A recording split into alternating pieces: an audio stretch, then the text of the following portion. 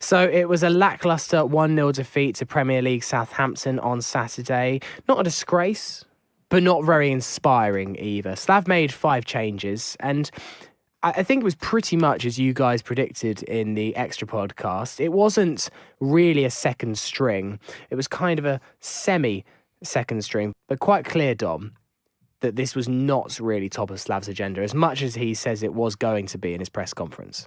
No, I don't think he was at the top of either club's agenda. I mean, they weren't playing both second-string sides, but they made quite a lot of changes. But you wouldn't say, as we said, it isn't a second-string side. I think the build-up play was there through the defence and the attack, but not or up through the midfield to the attack. But once it got to that final third, we looked so clueless and we didn't look like we knew what to do with it. Like the ball would get there and then nothing would happen. Because I don't think overall we actually played that badly. I just think once the ball got into the final third, we just literally had no clue what we're doing. And as one of the 3-word reviews said, we were missing Tom Cairney's creativity in the centre of the park. Were you happy, though, that Slav had made those changes for this game? Not really. I mean, I don't understand the concept or the purpose of resting players for the FA Cup because it's just another Saturday game. It's not like... I know we played Ipswich, I don't know how many, 3 or 4 days before, but we're not playing again until Borough. I didn't see that it was necessary to make these changes, and I think if we did play a full-strength side, we would have actually beat Southampton. But if we'd have got to the 4th round on, you wouldn't have been able to have an away day on the Saturday at Barnsley. Yes, but also it means I could have had another night out in Sheffield when Barnsley got moved to the Tuesday night. Well, fair enough. Win-win for you. Farrell, what was your thoughts on the game on Saturday?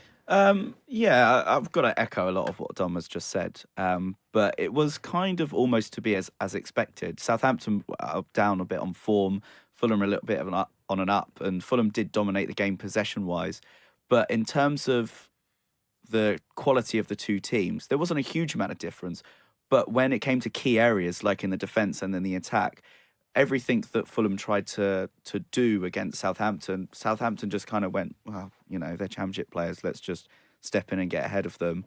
And then in the attacking areas, Southampton just moved the ball really, really quickly, and our defenders couldn't get anywhere close to them without generating too many clear-cut chances. For me, Jack, it felt a little bit like a battle of the midfield. That was where it was won and lost for me. And as much as I rate Kevin McDonald, but Ollie Norwood didn't have his best game by a long stretch, and Auriel in the middle, Romeo, just bossed the centre of the park. I think in a rogue thing, I think Oriol Romeo and Højbjerg are probably the midfield pairing that's best in the Premier League outside of the top 6, or the big 6, if you will. And they are both very, very good players. Romeo is a funny one, and you watch him, and Kevin McDonald's a wonderful player for Fulham, and we all rate him highly here, and no one's taking anything away from him. But the way that Romeo sort of wins the ball and looks up, gets it out of his feet, and changes attack from defence into attack so quickly is kind of the difference between a Premier League side and a Championship side. And you know, McDonald's excellent, and he does win the ball, and he does change things around for us often, but it's not quite the same kind of speed of thought and speed of technician to make that kind of thing happen. And Romeo is a very, very good player, and you know, Southampton are lucky to have him in a way. And there's been actually a lot of talk about him moving on this window into potentially one of the biggest sides in the Premier League, and I think that it would be a justified move. He obviously was at Chelsea for a while. He did okay there, without getting too many chances in the team, and since he's left, he's flourished really. And I think ultimately they just had better players than us on the day. We didn't do anything particularly wrong. Norwood had an absolute shocker, but aside from that, you know, no one played particularly badly. I thought it was there wasn't particularly much service into Font up front. He toiled without really making any headway. The only 2 things he did really massively of note were the 2 passes just before he was substituted. Put 2 good balls through for Shea Ojo, but it was almost a case of too little too late at that point for him, because he just sort of toiled without any sort of validation for the whole game. And you know, Shane Long isn't in the best form of his life, and there isn't, you know, that much going for Shane Long at the moment, but you know, even when he had the ball, that Southampton looked dangerous around him. Even if he didn't look like he was necessarily going to score, he made things happen, and he had touches and shots and things like that, and all those things that Font didn't have at the weekend. And you know, there's plenty of debate about Rui Font and his kind of position in the team and what he brings. And I think that technically Rui Font's a very good player, but just doesn't seem to fit the system at the moment. Before we come on to a few of those individual performances that you mentioned, Jack, Farrell, just want to talk about the goal that Southampton scored. I thought it was a game of pretty high quality. It was a shame that the contest was decided by such poor defending by Fulham. It was just a catalogue of errors. But Ward-Prowse, with a real pouncers, finished. Yeah, I thought, Ward-Prowse for them was a real bright spot for them the whole game, and he definitely did a good amount of pouncing for that goal. It kind of pinballed around, and Fulham didn't really sort of, when they got their foot on the ball, didn't really sort of try and do any sort of quality passing away that we usually do, or get it away when we needed to. And it seemed like a lot of poor decision making all round. But it was real, defending wise, the only sort of really bad blemish from either team. But it was a good finish. There's no qualms against Button. He's probably out there one of the back five that we can actually absolve from that, because all round it was just pretty calamitous. Yeah. Really. Coming on to some of those performances that I mentioned previously, Dom, is that the worst you've ever seen Ollie Norwood in his half a season at the club? He looked like he hadn't touched a football in a year. It was madness. He must have misplaced over a dozen passes. Yeah, because after the Ipswich game, I was calling for, in the next league game, Steph Jansen to be dropped and Norwood to come in, because I thought he played so well. But he was misplaced passes left, right and centre. But I think one performance that stood out was Kevin McDonald's, because, as we've all said, in the last month, he has not been himself. He's been giving the ball away in situations he never would. I know he's still vital to the way we play, and there's no point in dropping him. But obviously, I've always been one of his bigger fans, and obviously on the pod I've always mentioned it. But he does sometimes get a buy, and fans, we're even calling for do we need to look for a replacement in January? We don't. We just need someone else who can do that role. Because the only other player in the squad who's actually probably a natural DM is Ibrahim Asise, and he's nowhere to be seen. So I think that maybe is a position we could strengthen in, because when we need depth wise. But yeah, I thought Norwood was terrible. He was misplacing passes, as you said, left, right, and centre. He was trying his crossfield long balls, which occasionally one will happen a game, and in this game 0 came off. But one player actually I thought wasn't actually that bad was David Button, because there's a pass he makes. I think it's his first pass of the game. It's a brilliant ball over to wide left. I don't know who gets it. I think it may be Sessegnon. And unfortunately, it's a bad touch from Sessegnon, but it's an absolute great pass. And I thought it showed actually that his distribution for me is actually better than Bettinelli's. Because what I've seen from Bettinelli in recent weeks, his distribution has been very, very poor. And I thought Button was actually not too bad. But I think, all round, we just didn't have the key elements of the team working, probably because there wasn't that creative in midfield. And obviously, even though Adoy does a good job at centre-back, it isn't his natural position. And I think centre-back is clearly a place we need to improve, because Ream has been immense this season, I think. But again, on Saturday, he was definitely my man in the match. But I think Callas has just been completely off the ball since he's come back. And maybe it's a position we do need to improve in. It just all felt a bit meh. Like that, the whole game was just like... we watched it, and Fulham had a lot of possession in that first half. And aside from 5 minutes at the very end of the half after they'd scored, where we put in a couple of decent crosses and had a few just over the bar and whatever, that was the only period in the game where I thought, Fulham have picked it up here. And I think I tweeted at the time saying, it's been better. We're not out of this. And then we came out in the second half, and nothing happened for 45 minutes apart from Southampton hitting the bar inexplicably. Unbelievable. It's unbelievable. But it really was. It's just one of those games where Fulham didn't look like, if we'd played another 90 minutes, we weren't going to score. Yeah. It just, there was nothing. There was no impetus. Well, I thought Fulham did have quite a lot of impetus. We were trying to move it forward quickly, but we just couldn't break Southampton down, because probably, we've got a decent enough attack, and we did play some of our best attacking players, or, except Kearney, really.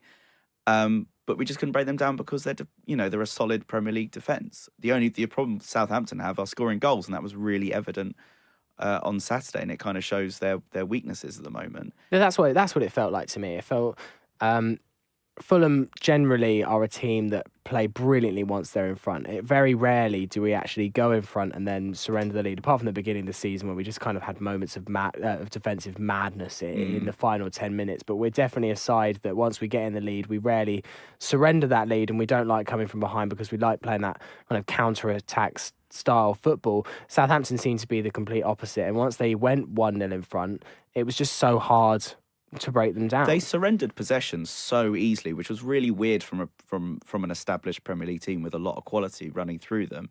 The amount of times, especially in the last 15 minutes, that they would, one of our moves would break down and they would just lump it forward, but not even looking for long. And then afterwards, Gabbiadini, who they were both playing as kind of not even on the shoulder of the last man. They were kind of playing 5 or 10 yards off the last man, towards their own defence. The thing is, and the thing I'd add is that Southampton, I think, should have scored 3 times. That's what Fulham should have scored once, despite the fact that we, dominated possession and there was all this time. And the fact is, that if that game had ended 3-0, we would have all been like, well, what's happened here? We didn't lose that game 3-0, but it very, very easily could have done, and potentially should have done, I would say. Yeah. Are you just flying XG here? I was literally just about to say that, the expected goals thing. No, not necessarily. It was just those 3 chances. Obviously the header is inexplicable why he's managed to head that ball up despite coming from above it. And then managing to sort of get underneath it, head the ball upwards on almost on the line. It didn't really make any sense. Difficult chance. And the other one, XG0. when Gabbiadini just absolutely batters the ball into the crowd, despite the fact that he's got a 1-on-1.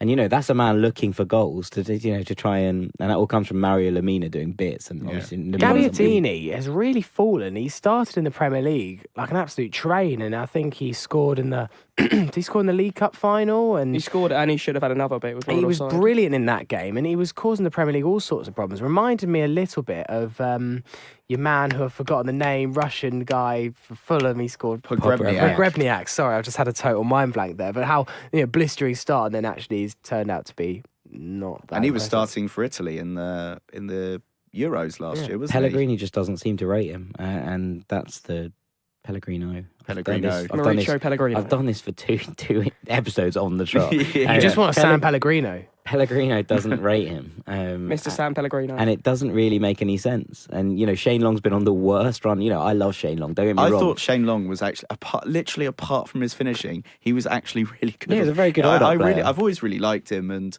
he hasn't commanded the quite huge sums of money from transfers as he has done by accident, because obviously he's got quality that managers look for. A bit of the Andy Johnsons about him in the sense that he's not going to score you 20, 30 goals a year, but he just brings so much to the team. He runs like a train, constantly. Yeah. He runs all over the place all the time. Like Kamara. No, not like that. He runs in a direction. In the second tier, though, he could be one hell of a player. Why would he move to the second tier when he starts every week in the Premier League? That's the thing. He hasn't scored for 11 months in it, so he might be considering. He scored last week. Well, yeah, but he might be considering it. Anyway, back onto our strikers. Font was given the chance up top. Now, neat chances, but it's just clearly not going for him at the moment. And it pains me to say it because I really willed him to make a success of his Fulham career. Obviously, I'd want any Fulham player to do well, but particularly Rui Font, I just thought he was so highly rated from Braga. And we've had a few comments online this week about how we're still backing Rui Font, and how can the Fulhamish lads be constantly thinking that Rui Font's a good player? I think Rui Font's a good player because of the reputation that he came upon, but we can't win because mostly Jack, but slated Abubakar Kamara, and now they're going, can't believe you didn't have any faith in Kamara. It's like, well, we're having faith in Rui Font and criticising us for that. But anyway, aside from my rant, are we better off sending him on loan? Because it just seems to me like he's unlikely to make headway in this team. Well, no, because then there's no cover striking wise. No, okay, assuming that cover comes in replacement. It depends who we got in, really. I think that totally depends. But I wouldn't send him out. Even though he's on a bad run form, and you can clearly see that the confidence is extremely low. The way he held the ball up, I thought was really good. He always brings other players into the game, and yes, he's only had one good performance in a Fulham shirt, you could argue, against Ipswich.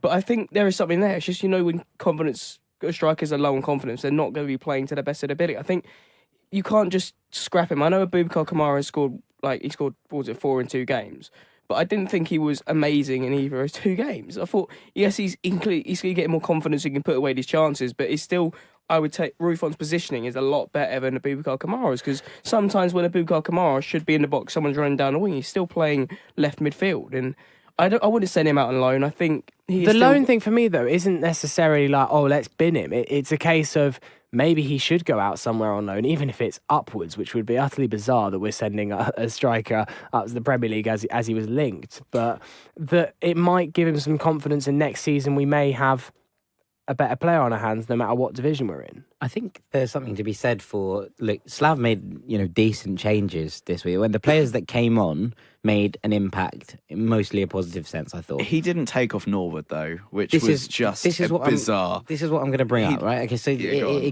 so what I would have done was he obviously lacked a creative attacking talent in midfield because we had 3 players who weren't really breaking any lines. We missed Tom Kearney. Surely the move was to drop Font into midfield, put Kamara on ahead of him, and take Norwood off. It baffles me how that wasn't considered as an option. And I know I've been the first one saying give Rui Font a run up centre forward, right? So I appreciate that that's going to sound weird, but obviously he's had that chance. There wasn't much happening for him because there was no through balls or crosses, anything coming in, because there wasn't much going on in an attacking sense. Yeah, we had the ball a lot in midfield, but it didn't really go anywhere. We were crying out for a link man. And he's obviously one of those players that likes dropping off. To play a striker in front of him at that point when we were lacking Kearney, I don't think that Font should play ahead of Kearney or even alongside him, to be honest, because I think that they probably do too similar a job. But when that time came and we were obviously lacking Tom Kearney's creativity and attacking nous, it made no sense to me that we decided to keep Ollie Norwood on, who was doing absolutely now. And take Font off completely at that point. It really did baffle me a little bit. But isn't that what Piazon should be doing? Well, that's what I was going to say. On the wing, didn't he? Yeah, Piazon was on the wing and then he moved into the centre, but you can quite clearly see he is lacking that match practice. It is a hell of a long time to be out. Now he's got quite a significant number of minutes under his belt now. You might see him kick on a little bit, but, it's a very difficult game for Piazon to play in.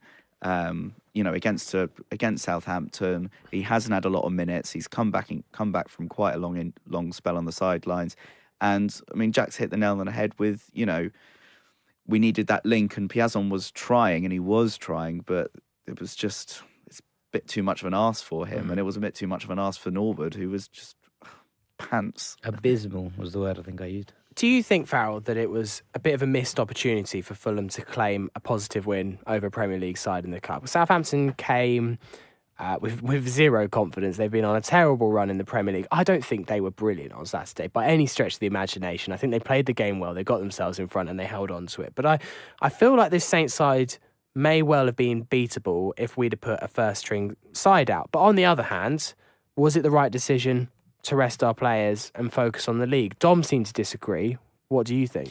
I think I'm going to put my arse on the fence here and say Watch the yes or no. And yes and no. I think that the team that we had on Saturday was probably just about good enough to, if they're all playing at their best, to get a win. But then again, you got to rely on the players in front of you, and it's up to Slav to kind of make those, really, really crucial decisions. Then again, if Fulham were also a Premier League team, then they would look at the FA Cup as kind of a way of kicking the team on and going far in the competition. But realistically, are Fulham going to get to Wembley? No, because they had Southampton in front of them. If perhaps we had a good run like we did last year and get a couple of good results in, then yes. But I do agree it was a little bit of a missed opportunity, but in the grand scheme of things, I would have been disappointed with Slav if he put out a 100% full-strength team, truth be told. I can't believe I'm saying this. I'm always one of those fans that's furious when we go out of either cup, especially when we're in the Premier League. I used to be so annoyed, and it used to normally be about September when we used to go out the Carling Cup, because I was thinking that's the actual competition we can win this year. Forget the FA Cup's quite hard, but the Carling Cup is the one we could get to the final, and we used to limp out to Wycombe Wanderers at home or whatever, and it used to really infuriate me. And the same with the FA Cup. I used to be gutted with the FA Cup. I almost used to have this feeling, especially if we weren't fighting relegation, the season's over. Yeah. But this season is the least upset I've ever been about going out of the Cup. I was disappointed even last year, and even the few years before that, when we lost to Sheffield Wednesday at home, I was really disappointed. But yesterday, Saturday, I just really didn't care. Obviously, I wanted to win, but I just didn't care because I just don't think that this season's about the FA Cup in any way, shape or form. Jack, did you have a similar feeling? I was really angry in August when we went out of the League Cup, or September or whenever it was. I remember being very angry, more with the performance than anything else. But yes.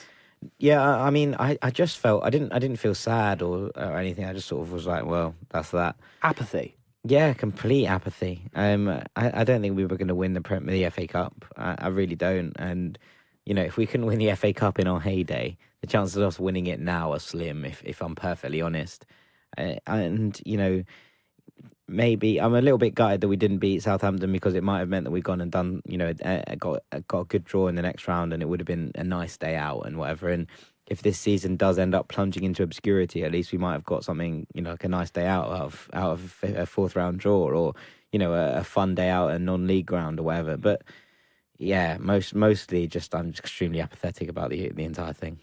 I've got I am disappointed we're out the FA Cup, because I said last week I love the FA Cup and I want Fulham to be in it.